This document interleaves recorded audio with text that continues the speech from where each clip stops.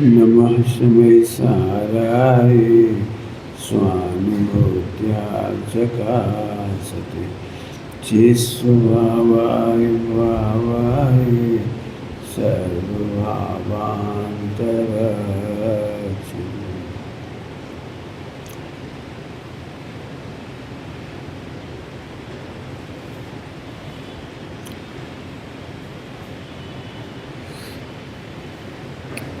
सुबह की चर्चा चल रही थी अपनी, अब उसमें देते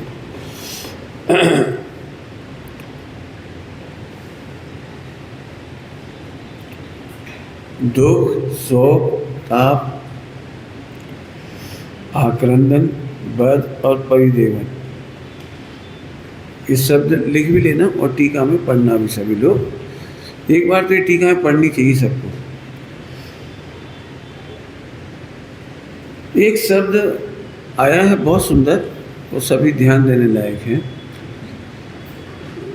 स्व और पर शब्द आया, स्व और पर। स्वयं दुखी होना और दूसरों के दुख में निमित्त होना, दो वही बात। कौन कौन सी? स्वयं दुखी होना और दूसरों के दुख के प्लान बनाना दूसरों को दुखी करने का प्लान बनाना। उनको अपन देख लेंगे, उनको बर्बाद कर देंगे, बहुत सारा गुस्सा हो सकता है, मिटा के रख देंगे, देख लेना एक दिन हम बदला लेंगे। इस परिणाम से सभी लोग ध्यान से सुनना, बदला लेने के परिणाम से अपना ही बुरा होता है। आपने देखा जब हम टेंशन में होते हैं दूसरों के बारे में बुरा सोचते हैं, वो तो मजे करता है और उसका हम बिगाड़ नहीं पाएंगे कुछ, उसका हम कुछ भी नहीं बिगाड़ पाएंगे जिसका हम बुरा सोच रहे हैं। वो अभी भी मज़े में है और भविष्य में भी मज़े में रहेगा। आज और कल में एक चर्चा की अपन ने, वो ध्यान से सुनने लायक है। जो हमारा बुरा करता है भूतकाल में या वर्तमान में, वो हमारा बुरा करता है या सोचता है, वो खुद का बुरा करता है, हमारा नहीं करता। इसलिए हमें उसका बुरा करने के बारे में नहीं सोचना। हमारे साथ कितना बुरा व्यवहार किया, हमें आज तक याद है वे सब बातें, उन्हें याद रखने से कोई फ़ायदा नहीं है। हम जितने दुखी होते हैं और दूसरों के दुख का जितना प्लान करते हैं, उससे हम दुखी होते हैं। दुख दो तरह से होता है, दुख दो तरह से, एक तो अपनी परिस्थिति, तो सुबह बहुत बता दिया आपको, और दूसरों के नाम पर दुखी होना, तो वो हमने अभी बता दिया, स्व और पर। और जब दुख की बात हो गई तो दुख के साथ शोक भी यही है।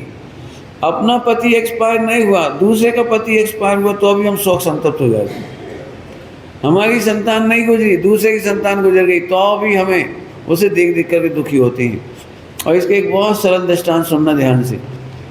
टेलीविज़न देखते समय, पिक्चरें देखते समय, टेलीविज़न पिक्चर देखते हैं मैंने उस समय कोई दृश्य आता है और हम दुखी हो जाते हैं, हम एकदम शोक संतप्त हो जाते हैं।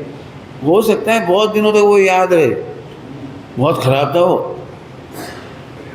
अभी समाचार में आया कोई हीरो पिक्चरों में विलेन का रोल किया हुआ उसने, तो उसकी पत्नी ने विलेन के रोल में अपने पति को देख करके बहुत दिन तक तो उससे दूर ही रही। वो बोले मुझे देखते से वो याद आ जाता तुम्हारा, कहीं ऐसा ना हो कि तुम मेरे साथ वैसे ही करो जैसे तुमने वहाँ फिल्मों में किया है तो दूसरों के मामले में और अपने मामले में अब ये लिखोगे ना तो अपने को समझ में आएगा। हमें हैबिट पड़ी हुई है दूसरों के बारे में कल्पना कर करके दुखी होना, और इसमें सीधे सीधे फिल्मों का एग्जाम्पल दे दिया और लौकिक में भी। हमें दूसरों के दुखी करने का प्लान या दूसरों के दुख देख करके दुखी नहीं होना। मैं थोड़ी सी बात कहूँ, थोड़ी अटपटी तो लगेगी आपको, सभी लोग ध्यान से सुनना। किसी के भी दुख को देख करके दुखी होना जैन धर्म नहीं है। नहीं पचेगी नहीं नहीं बात, क्या बोले? किसी के भी दुख को देख करके दुखी होना ये मोक्ष मार्ग नहीं है। कड़क बात कह रहा हूँ, सुनने में अटपटी लगेगी थोड़ी। दूसरों को दुखी देख करके दुखी होना मोक्ष मार्ग में कमजोरी है, कमजोरी है। अब मैं जानता हूँ प्राथमिक भूमिका में ये कहा जाएगा, दया करो सब पर दया करो, दया करो। मैं भी कहूँगा चरणानियों में यही कहा जाएगा, दूसरों पर दया करो। प्रथमानियों में ऐसी कहानियाँ लिखी जाएंगी जो दूसरों पर दया करते हैं, उनका भला होता है। इसके बावजूद मैं ये बात कह रहा हूँ कि दूसरों के दुख देख करके दुखी नहीं होना चाहिए। बहुत पुरुषार्थ है, दुखी होना तो सरल है, दूसरों के दुख देख करके इमोशनल हो जाना तो सरल है, इसमें क्या दम है। पशु पक्षी भी इमोशनल हो जाते हैं दूसरों के दुख देख करके। तो अब मैं क्या कहना चाह रहा हूँ उसे सुनना, नहीं समझ में आए तो आगे नहीं बढ़ने देना, पूछ लेना।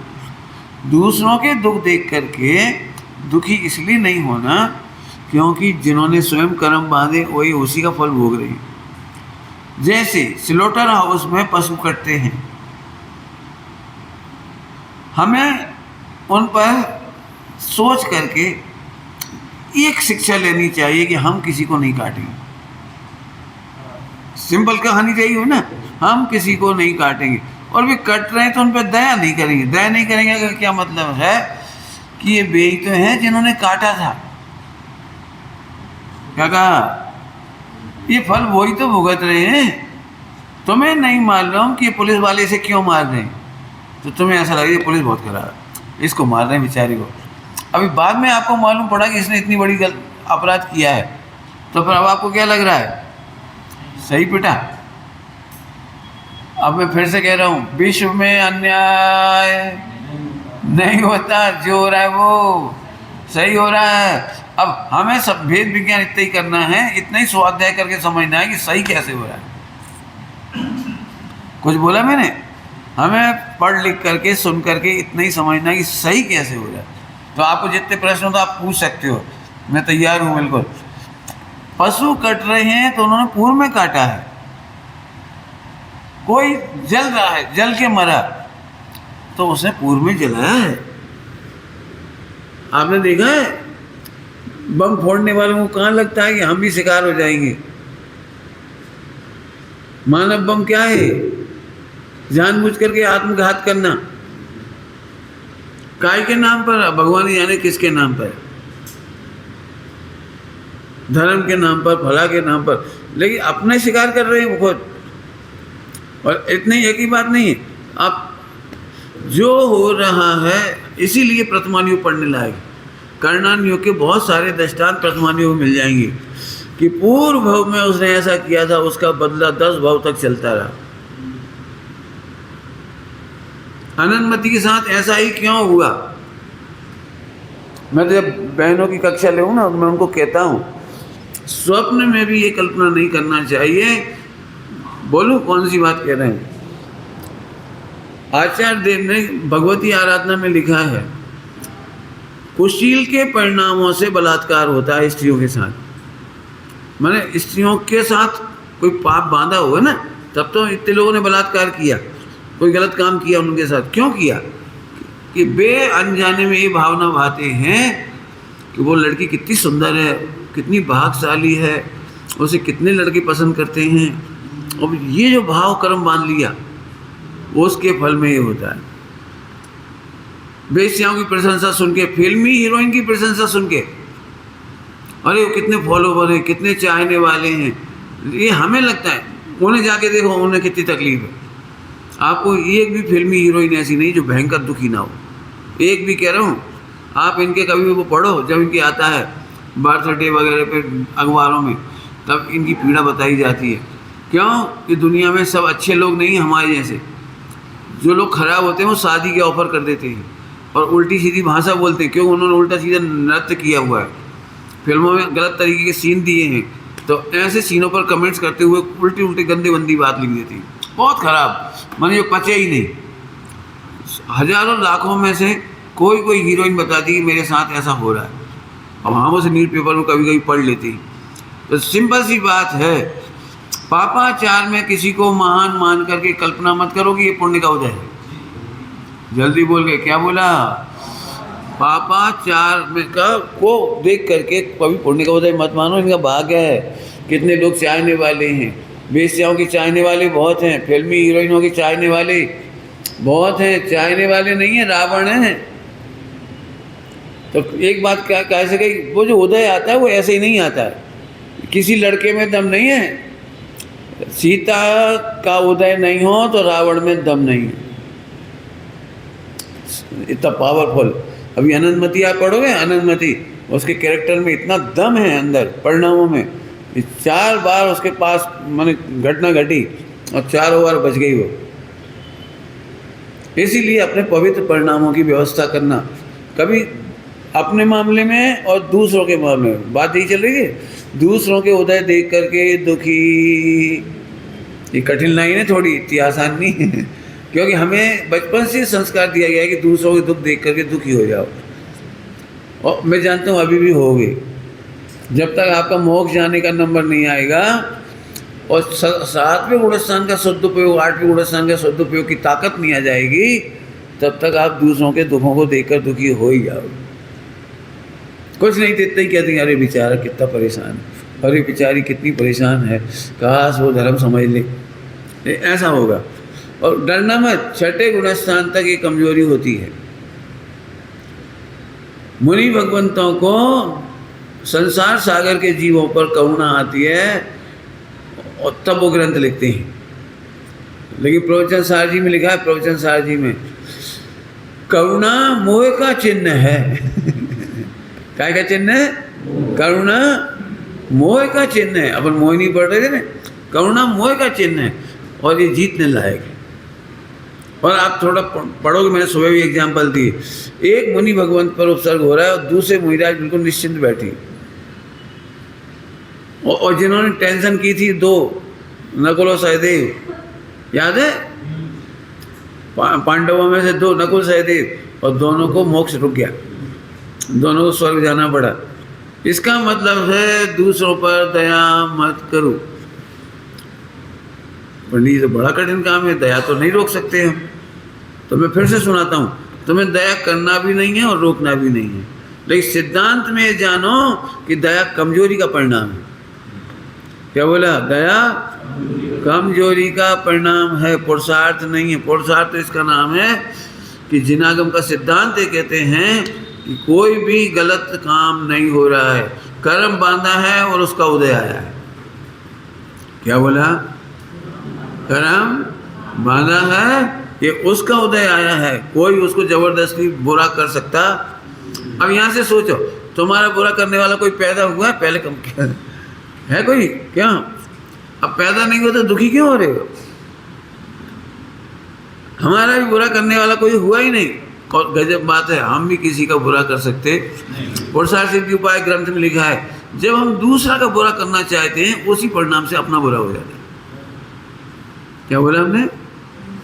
जब दूसरों के बुरा करने का परिणाम सोचते हैं तो उससे हमारा ही बुरा हो जाता है। क्रोधाधिक के मामले में तो जल्दी समझ जाओगे, क्रोधाधिक माने खराब परिणाम, उससे बुरा अपना जल्दी हो जाता है। लेकिन जैन दर्शन थोड़ा सूक्ष्म है, भगवान की भक्ति के परिणाम से भी अपना ही बुरा होता है। अब ये तो नहीं पचेगी ना ये बात, भगवान की भक्ति भी नहीं करें। मैंने पहले ही कहा, आप करना और रोकने वाले नहीं हो, लेकिन सिद्धांत का तो दृढ़ सिद्धांत करो ना। क्यों बोलो भाई क्या करना चाहिए? भगवान का ध्यान करके मोक्ष होता है या आत्मा के ध्यान से मोक्ष होता है? अब बोलो, तुम्हें भगवान का ध्यान करना चाहिए कि नहीं करना चाहिए? कि भाई अब सुनो, यदि स्त्री पुत्र आदि का ध्यान करते हो तो भगवान का ध्यान करो। क्या बोल रही हूँ? 6ठे गुणस्थान तक यदि पापों का, पाप प्रसंगों का, संगे संबंधी रिश्तेदारों का ध्यान करते हो तो उससे अच्छा है भगवान का चिंतन करो, भक्ति करो। इसकी सुबह अपन ने चर्चा की थी। आसाता वेद नहीं बनती है फालतू अखबार वगैरह पढ़ने से, मोबाइल की रील देखने से। कौन से बंद होता है? आसाता वेद नहीं, फोकट क्या बंद हो रहा है, लेना एक ना देना। तो उससे तो बचे, बुद्धिपूर्वक देश शास्त्र गुरु की भक्ति होगी, बुद्धिपूर्वक। और तैयारी अंदर क्या सोचना है आपको कि क्या बढ़िया समय आए जब मैं आत्म ध्यान में मग्न हो जाऊं। ध्यान रखना, अभी से तैयारी चलेगी ये। क्या बोल रहा हूं? पंच परमेष्ठी की भक्ति तो रुकेगी 7वें गुणस्थान में, और तैयारी करना है अभी से। सब समझ में नहीं आ रही हमें ये बात। तो हम भक्ति करें कि नहीं करें? हवा चल रही इसलिए बंद किया मैंने। क्यों भक्ति करें कि नहीं करें? तो सुनो भाई, प्रथमान योग में भक्ति की जाती है, चरणान योग में भी भक्ति, रोकना मत। लेकिन सिद्धांत एक है कि भक्ति भी जैसे क्रोधाधिक परिणाम से अहित होता है, वो ज़्यादा अहित होता है, ज़्यादा अहित नरक निगो चला जाता है जी। लेकिन भगवान की भक्ति का परिणाम पंच परमेश्वरी बताए ना, नकुल सहदेव का, उनको मोक्ष नहीं हुआ।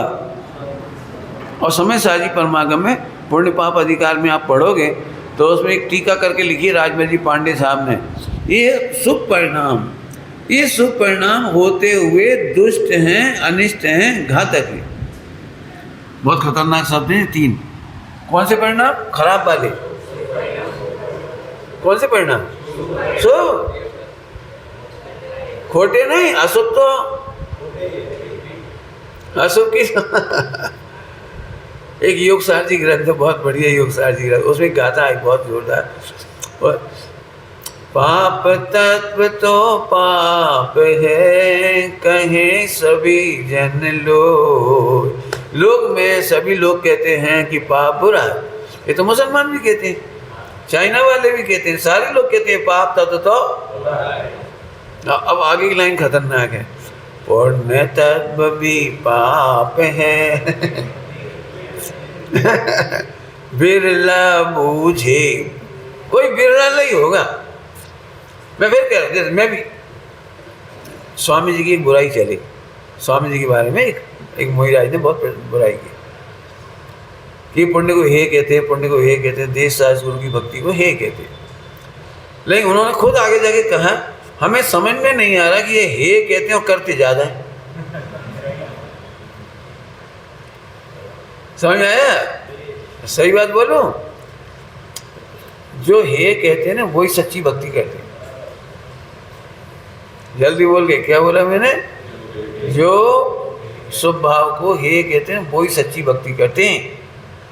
बाकी लोगों के बारे में एक साहित्यकार ने लिखा है, उसी की भाषा में बोल देता हूँ। साहित्यकार ने लिखा है, मिथ्या दृष्टि भगवान की भक्ति नहीं करता है, व्यापार करता है। क्या बोला? मिथ्या दृष्टि क्या करता है? मिथ्या दृष्टि भक्ति नहीं करता है, कर ही नहीं पाता वो। उसे तो हर चीज में आप देखना, मिथ्या दृष्टि में पूजा पाठ भक्ति कैसी होगी? लिखित में भी होगा कुछ ना कुछ डिमांड। प्रभु की पूजा से बहू होती है, तुरंत होता है, क्या क्या होता है वो, फल होता है, संपत्ति होती है, ऐसा लिखा है ना, क्या क्या लिखा है। तो इसका मतलब क्या निकला? व्यापार। हे भगवान, अपने भक्तों को तारते हो, मुझे भी स्वर्ग दे देना, ये तो व्यापार हुआ ना। फिर आपने भगवान की थोड़ी सी पूजा की, थोड़ी देर, और भगवान से अपना बहुत बड़ा काम करवा लिया। कुछ खराब शब्द कहा है मैंने? क्या कहा मैंने? अपन ने इतनी सी पूजा की और उसके बदले में बहुत बड़ा काम करवा लिया, मोक्ष ले जाने का भी और स्वर्ग पहुंचाने का। इतने पैसे में तो आपको एक कमरा ना मिले मैंने लौकिक में इतने पैसे में तो एक कपड़ा भी ढंग का ना मिले आपको। और अपन भगवान से कहते, प्रभु मैं पूजा करता हूँ तो इसके बदले मुझे कुछ चाहिए।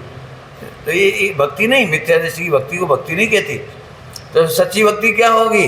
कि सच्ची भक्ति एक है, सुनना सभी लोग ध्यान से, सम्यक दृष्टि की भक्ति है, प्रभु तेरा अनंत उपकार है, अब हमें कुछ नहीं चाहिए, आज इच्छा अस्तु ही, ये भी आपकी महिमा है। भक्ति किसे कहते हैं? क्या बोला? भक्ति किसे कहते हैं? कि अब मुझे आपसे कुछ मांगने की इच्छा नहीं रही, ये आपकी भक्ति है।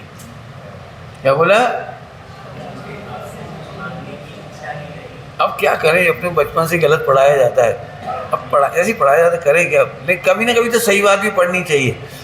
क्यों? बचपन से क्या पढ़ाया जाता तुमको?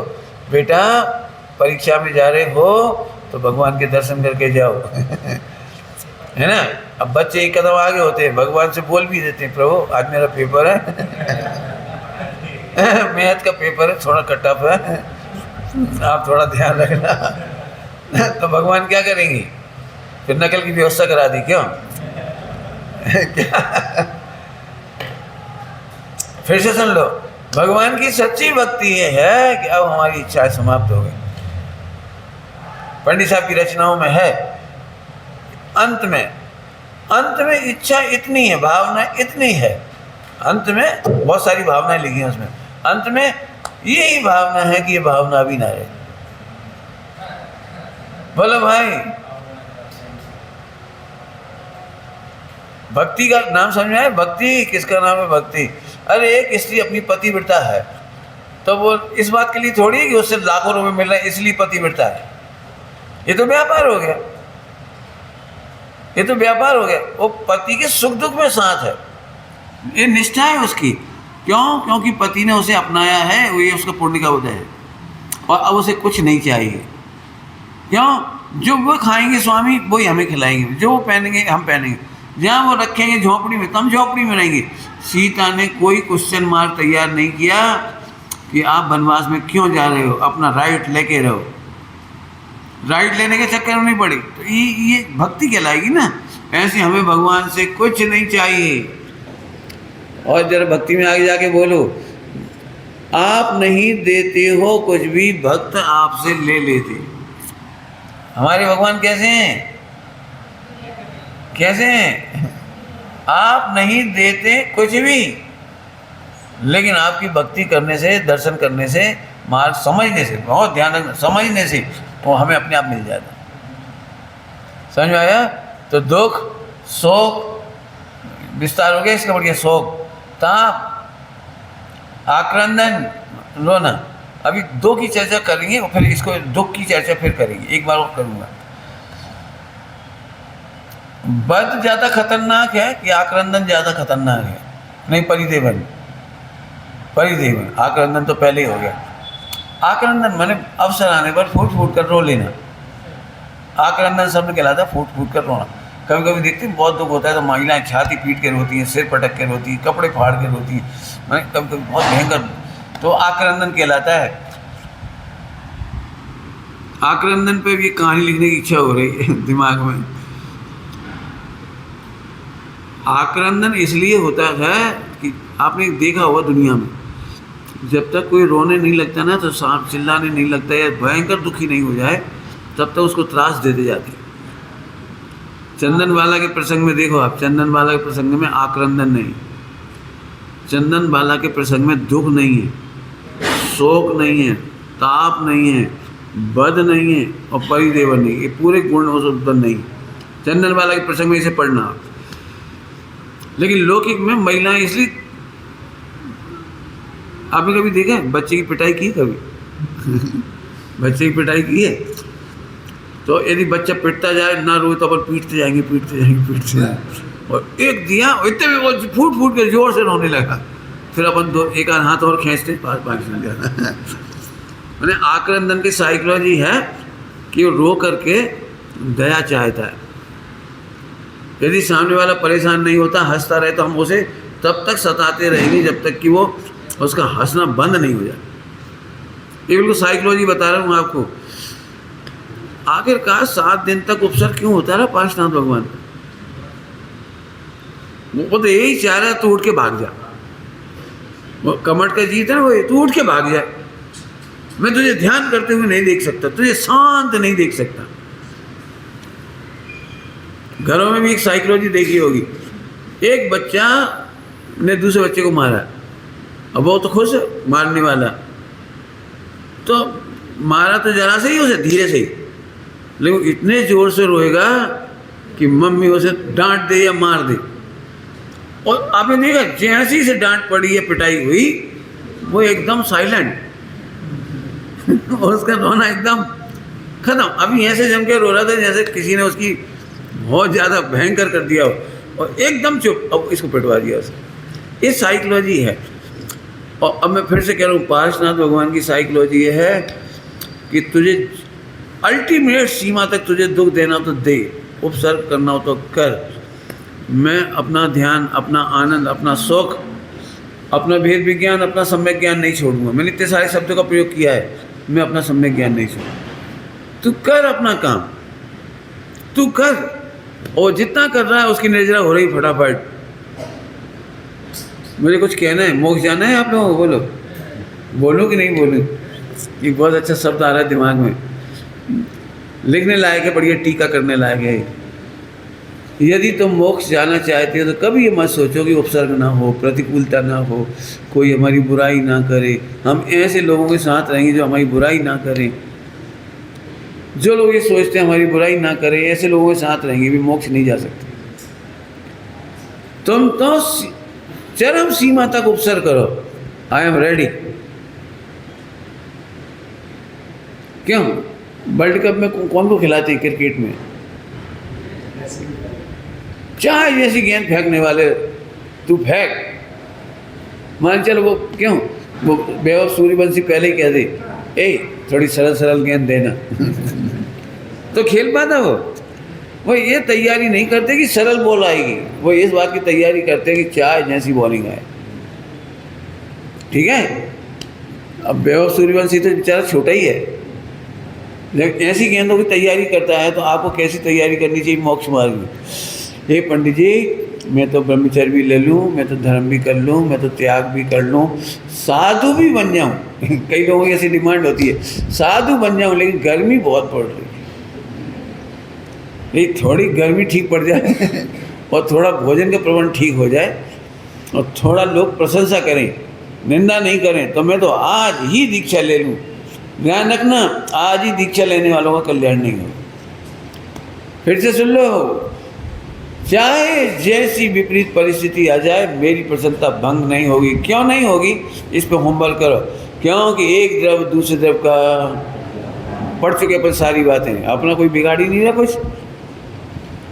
कुछ बिगाड़ ही नहीं रहा। खूब सोचना, इस पे पहले पढ़ा चुका हूँ, नव तत्व के समय बहुत पढ़ाया था। चलूँ अब तो आगे।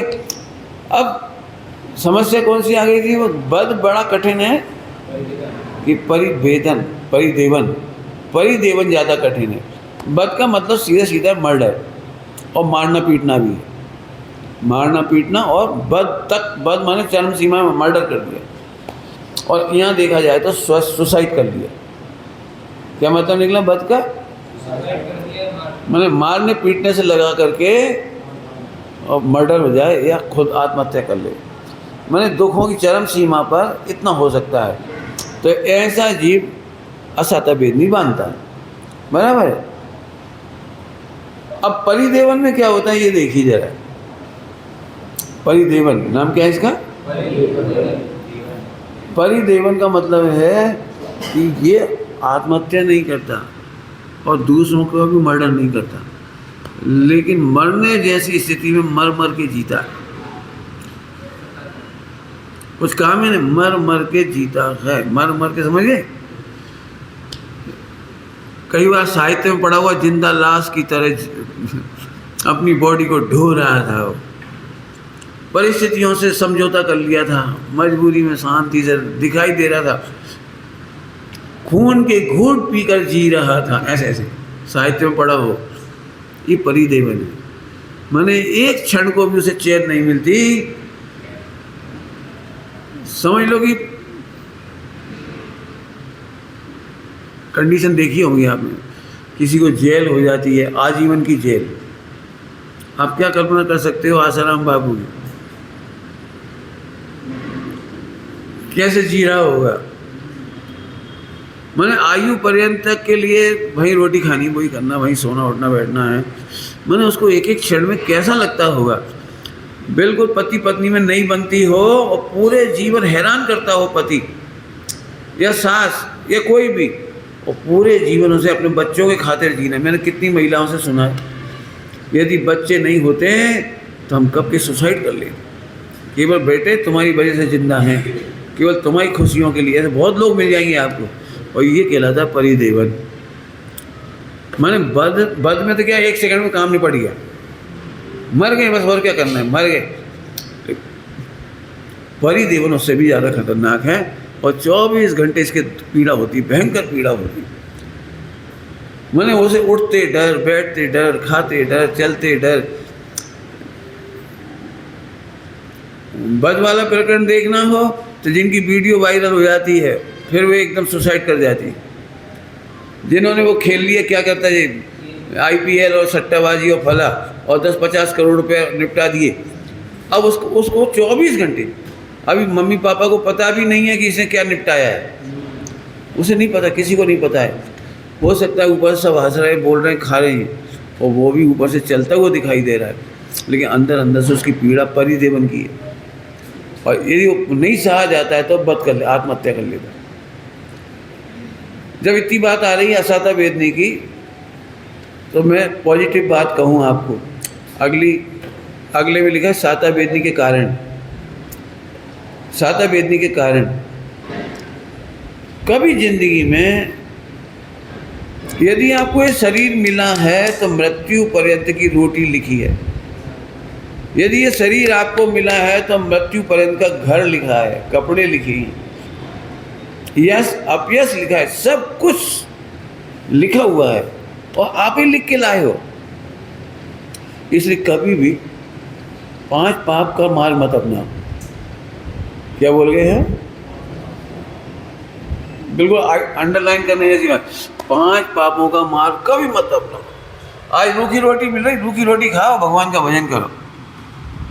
ये मत सोचो कि घी की चिपड़ी मिल जाए, मत मिलने दो। रूखी रोटी मिल रही, बढ़िया, अगले दिन घी की रोटी मिल जाए, घी खा लो। नहीं मिले कोई समझ में ना क्या करें। हम ये थोड़ी है, हम ये नहीं है ना। अब देखो वेद विज्ञान, हम तो आत्मा है, आत्मा खाता कहाँ है? एक दृष्टांत दूँ आपको बहुत अच्छा। कल्पना करिए कि आपका घर है और इस साल थोड़ा घाटा ज़्यादा हो गया, या घाटा है, ज़्यादा प्रॉफिट नहीं हुआ, तो अपन चूना कर लेंगे दिवाली के दिन, ठीक है कि नहीं? और अगले साल खूब पैसा आ गया तो क्या डिस्टेम्पर कर लेंगे, और अगले साल और ज़्यादा प्रॉफिट हो गया तो वार्निश कर लेंगे। अगले साल में और ज़्यादा पैसा आ गया तो ज़रूरत ही नहीं पड़े, ऐसे टाइल्स लगा देंगे। क्या लगा देते हो? अब पता है क्या झंझट दिखा था। तो अपन ऐसा तो नहीं करते ना कि पहले ही साल में पैसा नहीं है तो उसके लिए रोते रहें बैठ के। ऐसे इस तरह की रूखी रोटी से काम चल रहा है तो रूखी रोटी खा लेंगे, घी रोटी मिलेगी तो घी रोटी खा लेंगे, हलवा मिले तो हलवा खा लेंगे, नहीं मिलेगा तो नहीं मिलेगा। हम क्यों टेंशन करें? मुझे तो सच में इस प्रकरण में एक बात करने की इच्छा हो रही है। मैं नहीं समझता हूँ कि जैन समाज जितना भाग किसी का हो, मैं नहीं समझता, मतलब। लेकिन इसके बावजूद हमारे पास पैसा है, खाने पीने का सामान है, कपड़े हैं, घर मकान अच्छा है, संतान भी अच्छी है, समाज भी अच्छी है, स्वास्थ्य भी अच्छा है, इसके बावजूद भी यदि हम प्रसन्न चित्त से भोजन नहीं कर पाए, केवल कहा सुनी के कारण, कहा सुनी समझ गए? कहा सुनी समझ गए? कहा सुनी, जैसे घर में बिल्कुल शांति, मैंने बताया सब कुछ बढ़िया है, लेकिन मंदिर से सुन के आए कि तुम्हारी बहू कुछ कह रही थी। अब उसकी कहा सुनी में वो शांति खत्म हो गई। अब रोटी तो खा रहे हैं लेकिन उसी के चेहरा देख रहे, क्या कहा होगा? पूछूं कि नहीं पूछूं कि अभी हाल 44,000 वोल्टेज हो जाएगा? पूछूं कि नहीं पूछूं? मैंने अब जबरन दुखी, जबरन। फिर अब ये दुख है ना, समाता नहीं है तो उफनता है। तो सबसे पहले पतिदेव को दुखी करते हैं। तो हाँ, असाता वेदनी के जीवन साथी। फिर ससुर से कहते, देखो अपन सुख दुख के साथी हैं, मैं किसी से नहीं कह सकती, तुम्हें कह रही हूँ। क्या? कि आज तुम्हारी लाडली बहू ने समाज में, मंदिर में किसी से कुछ कहा। क्या कहा ये रहस्य में है।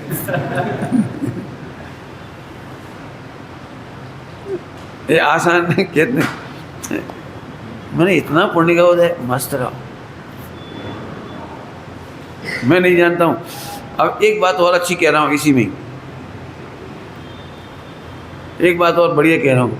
यदि घर परिवार में ही 4 से 8 लोग मेंबरों के बीच में हम प्रसन्न होकर भोजन नहीं कर सकते तो आप साधु दीक्षा लेने के लायक नहीं। क्या बोला हमने? आप साधु दीक्षा कैसे लोगे जहाँ प्रतिदिन अनिश्चितता है? घर में तो फिर भी निश्चितता है ना, घर में तो निश्चितता ही 4-6 मेंबर हैं और खाना पीना सामान सब है।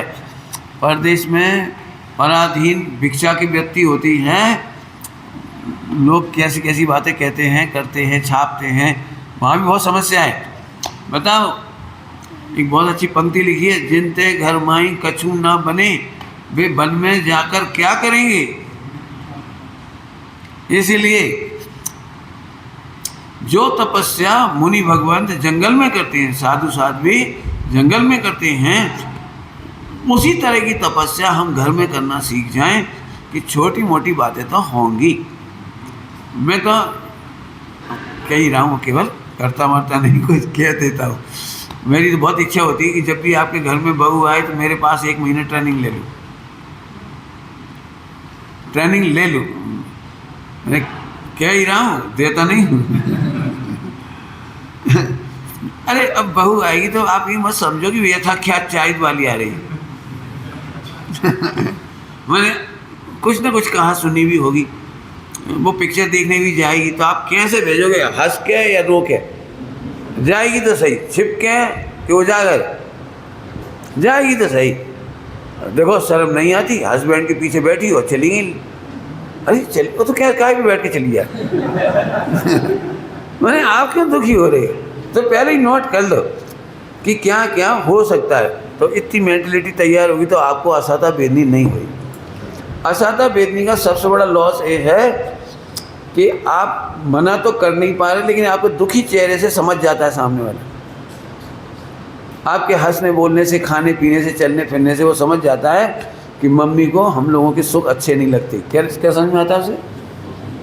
मम्मी को हमारे सुख देखे नहीं जाते। अक्सर मैंने बहुओं से बहुत सुना है कि मेरी मम्मी तो चाहती नहीं कि हम दोनों प्रेम से रहें, लेकिन इसका मतलब है असाता बेदनी हो रही। और इस असाता बेदनी में नुकसान ये है कि भविष्य में आपके घर में रहने की संभावना कम हो। आपको समाधि कैसे होगी आप खुद सोचो। पहले ही लिख लो ना क्या क्या हो सकता है। जैसे मैं गर्मियों में जाता हूँ सब जगह, तो मैं पहले ही सोच के चलता हूँ कि क्या क्या होगा। मुझे एक दिन भी टेंशन नहीं होती। हो गई ना, ये पता ही है उसमें क्या बात है, बढ़िया हो रहा है, सही हो रहा है, गलत कहाँ हो रहा है। तो एक मेंटलिटी तैयार करने की तैयारी हमेशा रखो। पहले से सोच लो क्या क्या हो सकता है। हमारे पास जितने भाई बहन रहते हैं ना, उनको एक समस्या हो सकती है कि यहाँ से कितने लोग आएंगे, फिर क्या होगा, ख़राब लोग आए तो क्या होगा। तो मेरा कहना तो है कि सबसे ख़राब, दुनिया का सबसे ख़राब आदमी हमारे पास आए। मैंने सोच के रखा, वो क्या क्या करेगा क्या क्या, वो ये तो पहले सोच लो ना भाई। वो एक बार बताओ, क्यों हॉस्पिटल में स्वस्थ आदमी आने चाहिए कि बीमार? कौन से आदमी आने चाहिए हॉस्पिटल में? ऐसे जो पापी है वही तो हमारे पास आएगा। आत्मकल्याण का रास्ता वही तो ढूंढने आएगा। लेकिन अक्सर ऐसा रहता है, नहीं खराब लोग नहीं आए। मैं सोच रहा हूँ खराब लोग आए। खराब लोग में 2 फायदे होते हैं, एक तो उसका कल्याण होता है और मेरी परिचय जय होती है। मेरी रोज दृष्टिकोण में निर्णय होता है कि वो मेरा कुछ नहीं कर रहा, वो भला बुरा नहीं कर रहा है, वो अपने कर्तव्य के अनुसार कर रहा है, अपने नियोग के अनुसार कर रहा है, उसके जितने गुण वो क्या जितने भाव हैं उसके हिसाब से कर रहा है। सब सही चल रहा है, सब सही चल रहा है, सब सही चल रहा है, हम मजा करते रहो। ये प्रैक्टिकल इसमें से लेने लायक है। ठीक है। अब एक बहुत सुंदर चर्चा इसमें भी है, पढ़ लेना। प्रश्न उठाया बहुत अच्छा। क्यों भाई दुखी होना चाहिए कि नहीं? फिर से पूछ ले रहा हूँ सबसे, फिर से पूछ रहा हूँ, दुखी होना चाहिए कि नहीं? नहीं, सही है। अरे दुखी होना कि नहीं, ये पूछा। कुछ कहा मैंने, दुख के प्रसंग में दुखी नहीं होने में पुरुषार्थ।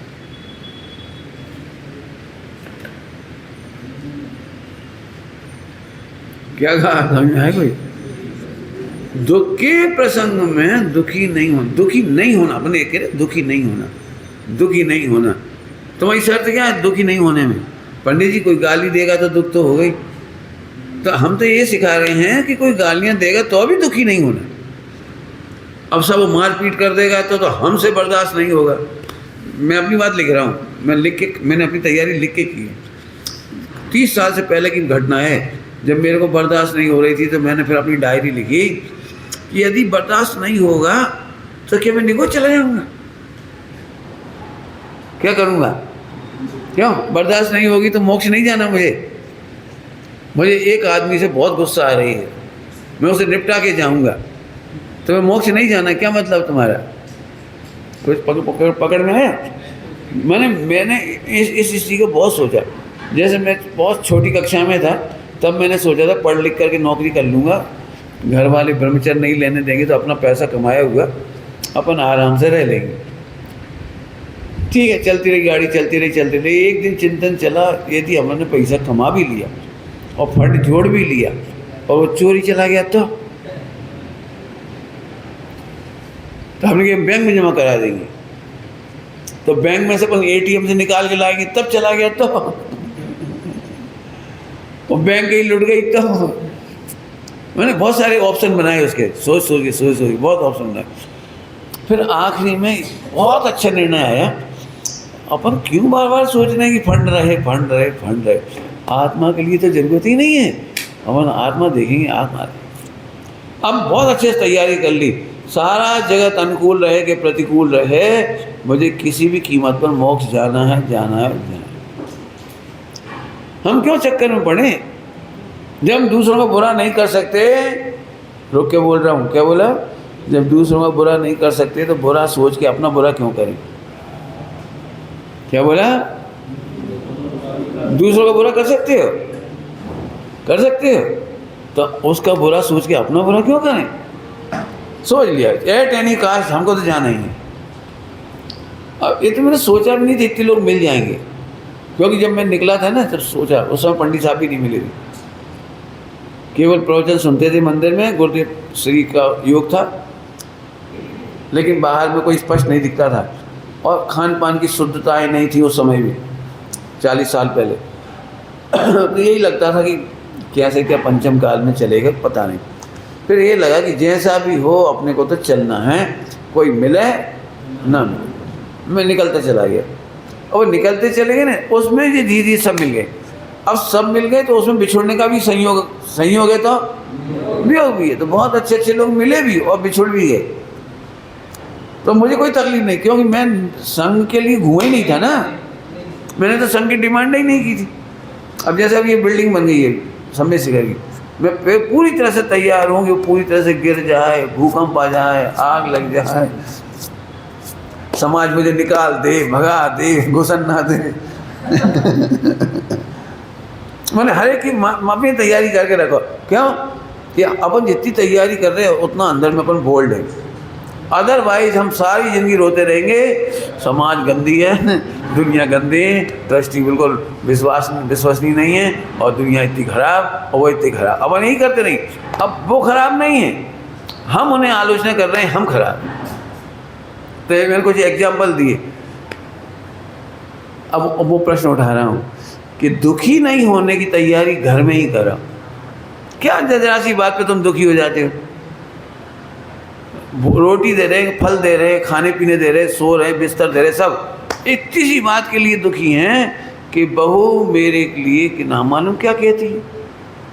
नहीं, ऊपर से तो नहीं कहती, लिए अंदर कुछ कहती है, अंदर कुछ कहती है, किसी से कुछ कहती है। अरे कहने दो ना, 99% सुख है उसे भोगो। तो तैयारी ये करो, नंबर 1। क्यों? अब ध्यान से सुनना, इसमें एक प्रश्न खड़ा किया है। यदि दुखी होने से अशाता वेदनी बनती है तो फिर साधु साध्वी जानबूझ करके दुख के माहौल में क्यों जाती? केस लॉन्च करने से तो दुख होता है, तो दुख होने से तो केस लॉन्च करने से अशाता वेदनी होगी।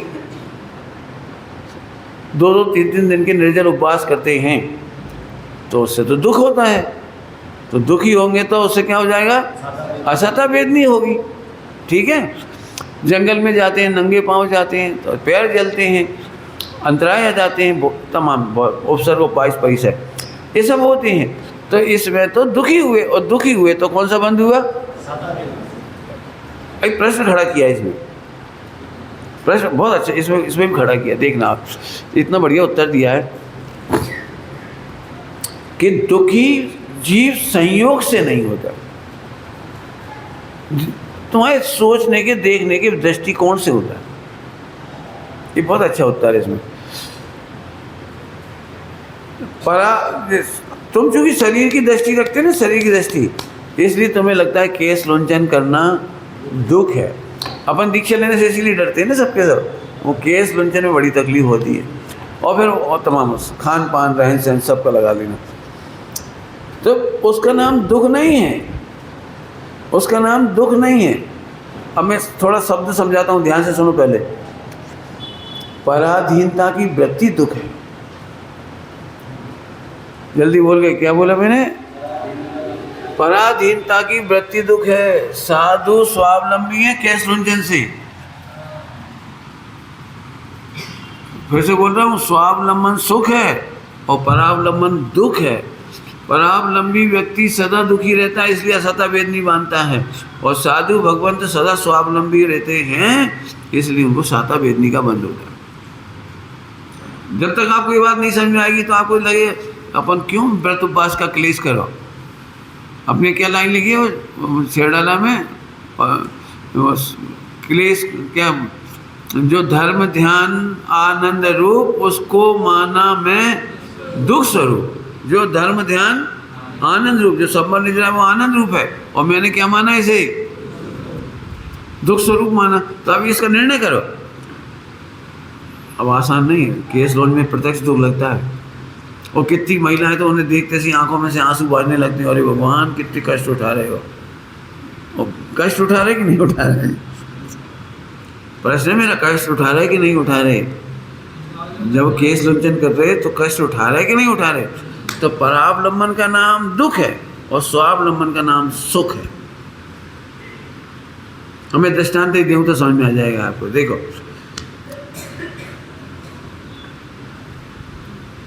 आसाराम बापू को जेल में भोजन मिलता है, ये सुख है कि दुख है?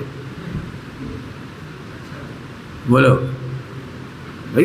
देखो, बनाना भी नहीं पड़ता कमाना भी नहीं पड़ता, अब बना बनाया मिल रहा है, बढ़िया आराम से खाओ, मृत्यु पर्यंत रहो बढ़िया आराम से। तो बताओ तुम्हें क्या लग रहा है?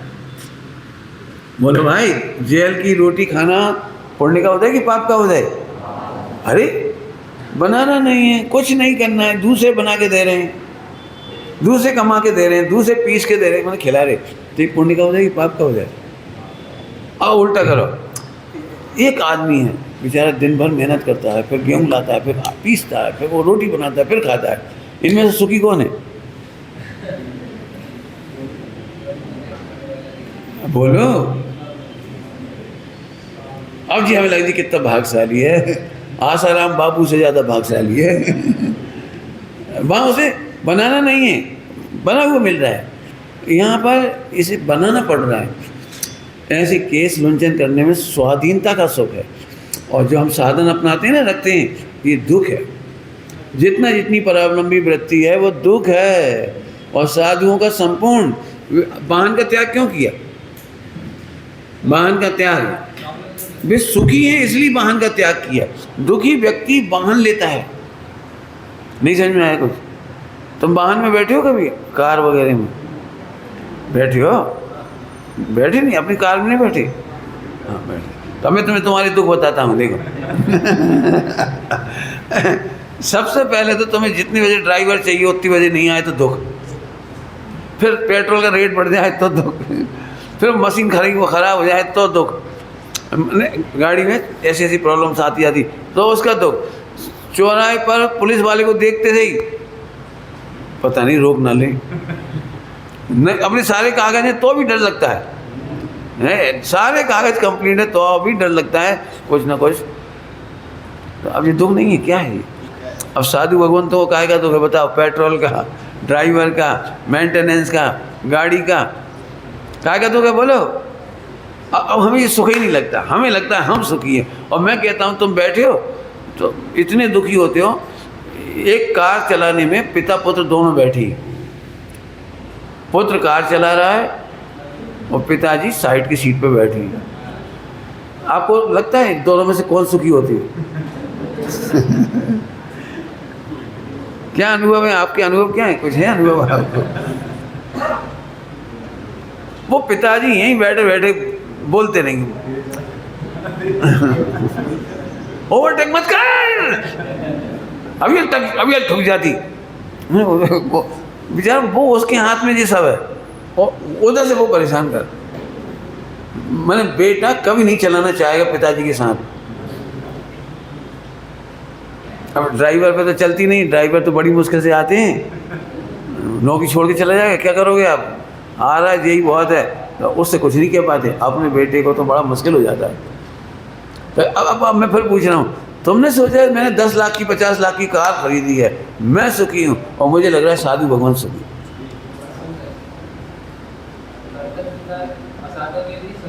आप कार लेकर के जंगल में नहीं रोक सकते, इधर उधर नहीं रोक सकते। और साधु भगवान क्या, जहाँ अच्छा लगे वहीं पेड़ के नीचे बैठ कर अपनी साधना में लग गई छुट्टी।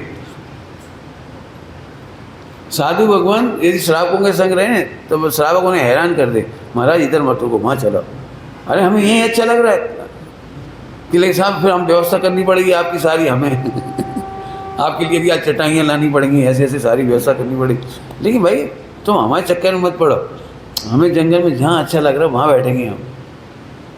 अब आपको लगता है समाज की सुविधाएं साधुओं के लिए परावलंबी बनाकर दुखी करती है उन्हें। जहाँ अप्पा स्वामी कहानियाँ पढ़ोगे ना, उसमें मिलेगी आपके पास। मैंने किसी को भी एड्रेस नहीं मालूम होता था कि अप्पा स्वामी हैं क्या, तो पूछते थे लोग, इधर गांव पूछते, कहीं देखा आपने, देखा कि कहीं देखा आपने। ऐसे करते करते बरस लग जाते थे, 6 महीने लग जाते थे, और तब उन्हें ढूंढ पाते थे। ये है स्वाधीनता का सुख। अभी इस पर बहुत सोचना। जैसे जैसे आप परावलंबी मैंने सुविधाओं के परावलंबी, मैं चलो मेरा परावलंबन है भोजन का, अब मैं आप पर डिपेंड होऊंगा तो अब मैं दुखी हूँ, समाज पर डिपेंड होंगे तो दुखी होंगे। आगे बात समझ में आ गई? तो अब तो समझ में आ गई आपको कि मोक्ष मार्ग की साधना, तपस्या आदि, यहाँ तक कि उपसर्ग परिचय के काल में भी साधु भगवंतों को असाता वेदनी का बंधन नहीं होता। काय का बंधन नहीं होता? क्यों नहीं होता? क्योंकि वो आत्मा के अनुभव करने से सुखी है। बराबर समझ में आ गई इतनी बात? अब एक बात और कह देता हूँ,